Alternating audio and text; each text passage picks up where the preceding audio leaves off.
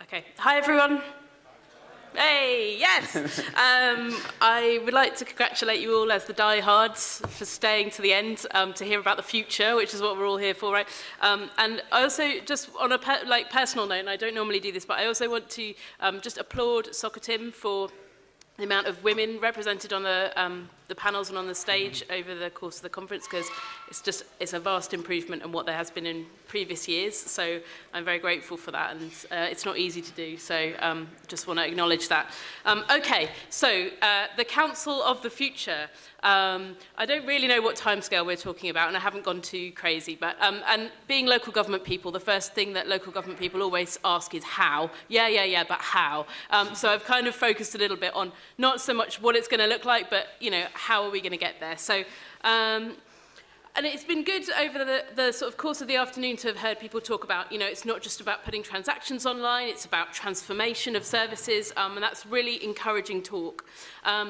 But I think in order to do that, we need a new way of designing services. And we have started to hear some things about it. A lot of it is, the focus on the service user, and there's a lot of stuff about, having a flexible infrastructure that can allow us to adapt to change, which is not something that we've always been great at, often because the procurement decisions we've made have kind of hampered some of that. But increasingly, I think the sector is understanding that flexibility is going to be the kind of the watchword for the future, so not boxing ourselves in is what's really important. And like I said, being user-centred and designing around user needs is going to be the thing that kind of enables us to transform services, whatever they might be. And that should be our guiding principle, right? What the needs are today will be different in 5, 10, whatever years' time. But the thing that stays the same is, we design around the needs of our users. That doesn't necessarily mean we design services and deliver them ourselves. Those days are probably gone. But what it does mean is we understand the needs of our users. Local government is uniquely placed to be able to do that better than any other organisation. We represent our service users, our citizens, and we're uniquely placed to understand their needs and then communicate those needs to whoever needs to hear it. I think we need, so here's a provocation for you, I think we need to lose the term demand management. It's offensive, it implies scarcity, it implies these damn citizens with their demands coming to us, when actually we all got into this job, certainly not for the money, but to serve people. So why don't we start thinking a little less about scarcity and a little more about meeting people's needs? So let's all pledge in this room to stop saying demand management.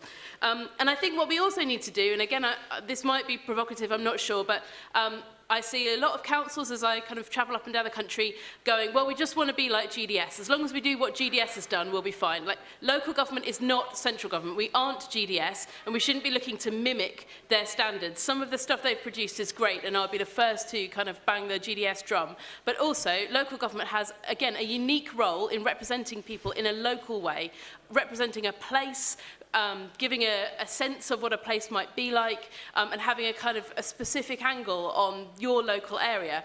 So kind of going with some fairly bland standards from a central government that needs to be faceless and voiceless, and then trying to translate that into a local context, sometimes I think just feels really off and feels strange to our citizens. So we need to be asking and kind of taking a bit more control, really, not just cutting and pasting something that we've seen done well elsewhere.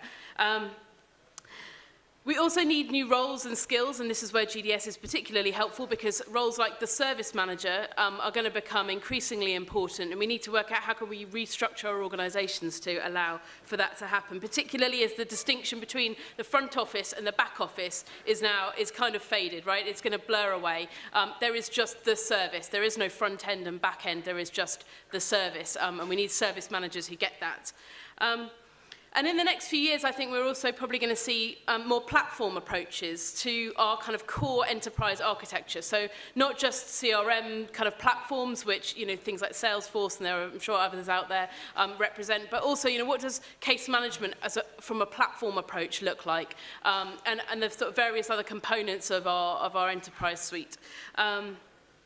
And sort of thinking about the future, we really need to keep our eyes as a sector on the future. We're very good at kind of best practice, also known as copying, but not great at kind of looking ahead and looking outwards and seeing what else is going on out there. So what we need to do is, and I know budgets are tight, I know it's very hard to justify, but we're constantly playing catch up. We're constantly looking. We're trying to put transactions online that we should have done 5 years ago.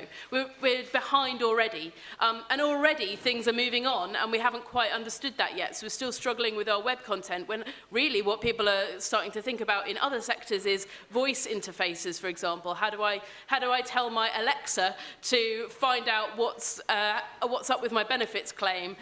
So, you know, these things are, maybe it's a bit of an extrapolated example, but these things will happen and we're not really thinking about it. So how do we carve out the space to start to think about that? And things like, you know, as we've just heard, things like autonomous vehicles, artificial intelligence, Internet of Things, like these aren't science fiction, they're real and they're happening in other parts of the world. So what are we going to do about it? So will all of those things happen in the next 5 years? Maybe, maybe not, but I think unless we grab the opportunity, we carve out space to do it, and we reshape how we're approaching these problems, it's really ours to decide. They could happen if we took control of this agenda. Thank you. Thank you. Martin, if you wish to build on those points, respond differently, make some alternative provocations, how do you see the future? So thank you, Socitm, for inviting me, and thank you for putting me right at the last knock-ins. I know that is because you've limited the risk of offence that I can make to the fewest number of people in Socitm again. But genuinely, thanks for giving an opportunity. I'm going to expand a bit on it. I'm going to do 6 things very, very quickly. Give you a sense about what's happened over the last decade, just as a reminder, because that frames where we might be going in the next half decade to 2020. Give you my sense of what I think characteristics of local government will look like in 2020 and thereafter. Ditto public services, ditto places, ditto society, if we can be bold enough to think about that. And I'm going to end with some provocation. I'm going to end about where I think Socitm should go in that space and people sitting in front of us now. Is that all right? So we'll do that and we'll do it quickly, breakneck speed. Just think about the last decade. And I know you would have done, but sometimes you've got to reflect as professionals, as policymakers, as politicians, about the fact that just in less than a decade, actually, probably 8 years, we've seen a global crash. And the implications of that. We've seen widespread conflict globally. We've seen the Arab Spring and all that's brought with regards to identity.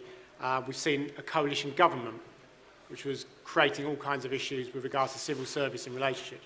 We've seen humanitarian disasters. We're now seeing mass exodus of people from their homes and from their home countries and everything that's still resonating now. We've then seen Brexit, which of course, and people have been bored with me saying this, so I'll say it again because this is context, this is everything. Brexit was not a decision which was binary about either remaining or leaving Europe. That was a consequence of the vote. The reason that the 23rd of June happened was profound active dissent of our population and our people in large numbers about dislocation, disconnection, disenfranchisement, and a complete sense of how they live their lives, including through new opportunities through digital and technology, is very different to how people that allegedly have the power are thinking their lives should be run. And enough was enough. And unless we think profoundly, with the greatest respect, you're an IT professional, digital transformation person, a chief exec, somebody on the front line, unless we think of these context shifts, then we've got no chance of imagining and reimagining the future. Now, of course, if we think about all of that, there's many other things that have gone on in the last period, and then go forward and think about what might happen in half of that time, my own view, because of what we can see coming ahead, because of digital, because of transformation and particularly technological advancements, I think, in political, economic, social, particularly technological terms, I think the shift will be even more tumultuous. And I think if we reconvene, if you dare have me back in 4 or 5 years' time, I sense we will be talking about even bigger shifts in how all of this is playing out. And the phrase I keep using, I used it at the Solace Summit last week, all of us, and we've got to be honest enough as professionals to say this, but most importantly our residents actually, because of everything that's gone on and because of the uncertainty about this future, feel like we're in a pinball machine.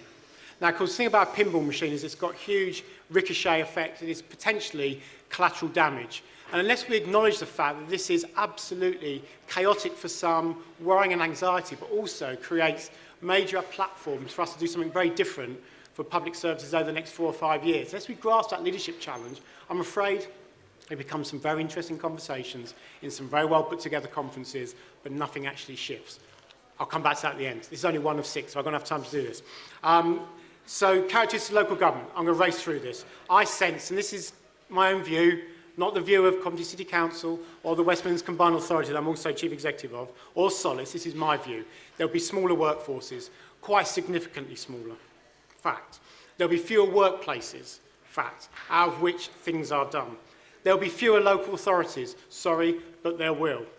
In that same space, there will be consolidation of existing local authorities across greater footprints. These are structural issues, but this is what we're going to be seeing. We will see local government more as conveners, collaborators. I've heard that language a lot. We'll unpack it more. We'll be commissioners, but this is a really critical thing. Local government won't any longer be this kind of guardians of outputs, fixated, including a lot of you, with what we're paying for, what we're getting, and is that process and output right, but about how you can create different outcomes for the people that we serve. That, by the way, has been the holy grail of a lot of people in public service for a long time. But I still think local government in 4 or 5 years' time will be at the front end of place shaping and reimagining the future, and that's why I'm proud to be part of local government. So then the characteristics of public services. We're going to see integration, but proper integration, not just structural stuff, but coming together through data share and fundamentally different ways of understanding that we're all stuffed unless we come together in a very, very different way to design services around the individuals that really matter, rather than people like me and people like you for organisational convenience about how organisations should be set up for the future. That's regressive, it's gone. So we'll see flexibility, we'll see digitally enabled workforces, places and people within public services. We'll see a co-production which is well beyond the narrative, whereby people will step into a space with public services to reimagine the exam questions they're trying to actually answer, and then we do it fundamentally different. So the arrogance of professionals and public service practitioners is less about we've got all the solutions, but actually through crowdsourcing the solutions are out there, because that's more sustainable and actually it's the best way you build new public services for the future. And I firmly believe, and maybe it's because I'm an optimist, the future of public services, even this time frame, will finally stop prodding people and having the kind of deficit liability model, and will be about assets in our places. That is a fundamental shift. So in the places itself, people have got big contested ideas on this, and I spent a lot of time with Solace colleagues, chief execs, senior managers last week. And maybe this is because of those like me that are in massive devolved areas. Devolved area in West Midlands, which is basically a devolved nation, getting up to almost 5 million people. So actually, my future of places will be devolved. It will be a whole set of a redrawn UK map, and particularly a fundamentally different English map. Challenge me back, but that's what's going to happen. Moot point, those are outside of devolved areas, what do? But this will be a characteristic of devolution, more, faster, deeper. It will be fiscally self-determined. Posh words, we will be self-determined to create what I'm saying across the West Midlands is the notion of a West Midlands exchequer. We will have autonomy and self-determination for our own financial systems and understand how we can live with the upsides as well as the downsides. We'll be locally focused yet globally internationally connected, not least because of what's happened with Brexit and internationalisation and trade requirements. We'll be more economically vibrant, I genuinely believe that, as tough as it might be, but I'm not sure we'll be more equal in terms of our places. I think we'll still have an inequality gap, which I think is profound, which then means that basically we'll have to think very seriously about the kind of societies that we'll have, which I think, which is my next point, that we're digitally capable, transparent, open, source, big data will be characteristics that will almost become the norm, even in this short space of time. They will still remain very heavily expectant in society of what public services can do with them but not at them. They will expect them to be based around their own individuality, because they're really selfish, aren't we? We want utility, we want currency of time, ability to solve instantaneously our problems, our needs, rather than going through some kind of monolithic bureaucracy. Our society will be passionate about connectivity. And I mean connectivity from physical connectivity through HS2 and all that might do to bring people close to each other, but also the ability to stay close in environments locally to people. The cafe culture in society will become more prevalent, not less prevalent. People will live in cities more and more rather than in rural areas. I think society will be independently minded, but I still think there will be a really strong sense of ethos of looking after the most vulnerable. Which comes back to my issue about whether the future really has got that reduction of inequalities across the space, although we are economically more gifted. Which leads me to our final point, and this is the provocation. I've followed Socitm as a chief executive now for a number of years. You've been foolish enough to ask me to come back to speak at your conferences, your summits, and I've had a great relationship with Martin Ferguson and others with my digital role, which I'm now handing over, actually. So it's a perfect time as I pass the baton to other chief executive colleagues to reflect on your journey. If you believe some of that, you can't deny the last decade, because that's factual. You might have a different interpretation of it. If you believe even half of some of my rantings about characteristics of local authorities, public services, place, and society, I think you've got a choice, actually. And I think it is, well, with the greatest respect, well beyond some of the early conversations I had with a number of you about this kind of seduction with channel shift and this kind of beauty parade of who's got the best, most penetrable website. I think life has moved on, and I think the expectations of our people are far in advance of professionals sitting in this room. But I genuinely believe this. I've seen a shift in Socitm, I've seen a shift in a number of you in understanding this is not about the tech, it's not about digital, it's not about kit, it's about a reimagining of our organisations and our places and how the power of what you do can transform people's lives. Choice, and this is my final point. You can wait for the scenarios. You can deny them when they arrive, and you can then react to them. And that's completely legitimate, by the way. I would argue that's a management response, but you can do that. And by and large, I trust you to do that okay. You can wait for them to definitely come and then kind of have some kind of predetermined sets of reactions to them. A bit more organised, that's still management. Or you can do, and this is my final rallying cry, and I promise I will shut up, I will go away, and I will no longer be the digital spokesperson for Solace. You can lead. And you can lead with others in this space to say not only can we think carefully about what the future looks like, we could shape some of those scenarios and actually make the opportunities in front of us absolutely transformational for the people that really matter, which are the people that live in our places. And I think you should grasp that. Stop looking upwards, sideways and downwards, look at yourselves, take that opportunity and you'll get all the support you need from chief executives and political leaders. Thank you and good night.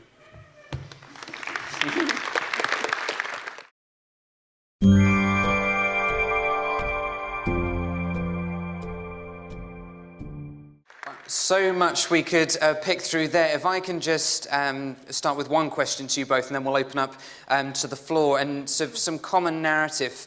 Carrie, you mentioned, the need to be user-centred, and my question to you would be, all well and good, but how do we keep up in that case? How do we know what users are going to want, not just now, but make sure we're not 5 years behind 5 years from now? So what does that conversation look like?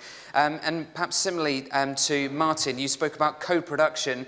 Again, if I'm a citizen, do I have the time, inclination, willingness to actually be part of a conversation about designing services? Don't I just want them to work, whatever those needs might look like in future? I don't have any sort of reflections on the user in the future. I mean, some people are designing user-centered services already, and I think we can get a good understanding of what people's needs and experiences are of the current system. In terms of the future, I think if Silicon Valley can do it, then we can do it. They're not doing anything that we can't do. Read the internet, it is quite. I think we look really inwardly and we look to other councils and we come to things and are interested in what else is going on in the sector, but we're not looking outside of the sector to see what new technology is emerging. So even just asking the question, what could a drone do for my local area, is the answer might be nothing at all. That's completely fine, but we're not even asking the question right now. So I think in terms of knowing what the future holds, all the information is out there online. It's not hard to find. And, actually to be able to walk over to any kind of research institution or any kind of sort of hothouse of technology that you come across and say, I'm in charge of technology for, a population of 5 million people, can we have a conversation? It opens a door, right? But we're not really using the authority that we have as leaders in a local area to do that, but we could, and it's just, like Martin said, it's right there waiting for us, so, yeah. Thank you. So Martin, I think they're good questions. So there's two levels here. One is, are we realistic about our residents, irrespective of whether they happen to be lucky enough to live in the more affluent parts of our places or being challenged to live in the more deprived areas? Do we really expect them on a whole host of transactional received services to start spending a lot of their time designing them with us, probably unrealistic, but actually the future that I was trying to explain is almost a taken for granted level of transaction, which is digitally enabled, user feedback of course, and recalibrated. But what I'm really interested in, and the answer to your question is yes, the latency is out there, is the really big exam questions about how we want to live lives, about, Milton Keynes has done some really interesting stuff on smart city, but they would be the first to admit, as I would being close to some of these smart cities, what kind of problems are we trying to solve? So is it about air quality? Is it about exchange utility and integration utility? Is it about modern, dense living in big city areas? Is it about how our youngsters can grow up to be the most aspirational and do anything they want to do? Because if they're the fundamental questions, then I believe through digital tech and through connecting people, yes, there is a potency, a latency out there for people to want to design those kinds of solutions to those questions, not to expect municipalities and bright policy people to from high tell them what this solution looks like. And I don't think that is basically graded by whether individuals, I say, happen to live in one part of a place or the other. The question is how we humbly open up. Because remember, what it above all means to make that happen, and this is a killer question for all of us, is it means a ceding of power from you, a ceding of power from me, but most of all, a ceding of power from political leaders. Because they have to stand that no longer what they've been defined by, and so have we been defined by, is a set of solutions that we're in control of. The power sits with literally the power of 1,000 ideas. And I've always believed that, and I think we are being disrespectful if we don't think the answers are out there. Who would like to challenge, question, anything else? Martin, you get the right of reply, I think, and then gentlemen at the front on this side. I just want to say hooray! But just reflecting on that co-production point, a very personal experience. 15 years ago, I was diagnosed with stage 3 malignant melanoma, and I had the motivation to search and discover a new diagnostic treatment that was offered in California and was coming to South London. And anyway, the rest is history. But my point is, I had the capability, the imagination, the ability to access that information, and I'm here as a consequence. Wow. The problem for me is that, I'm in a privileged position. Martin made the point about the disconnect and the digital exclusion that we will be facing, and I think that's a real problem that we need to address. But I just want to say hooray about the leadership point, because I think absolutely, I don't want to replay my session from yesterday, but thank you for making that point so strongly, because I absolutely agree that that's where Socitm needs to be playing. Here, here. And gentleman at the front here. Yeah. Stuart Mitchell, Tandridge. To an extent, what you're saying sounds like turning history back as well. I'm just interested in your observation on that. When councils started, they changed the world. They brought in health systems, they brought in education systems, they brought in utility systems, and they made things a lot better for people. And we've got ourselves into a rut of just delivering stuff on the basis of what somebody did 100 years ago. And it's time we stopped doing that. And I think that's what you're saying.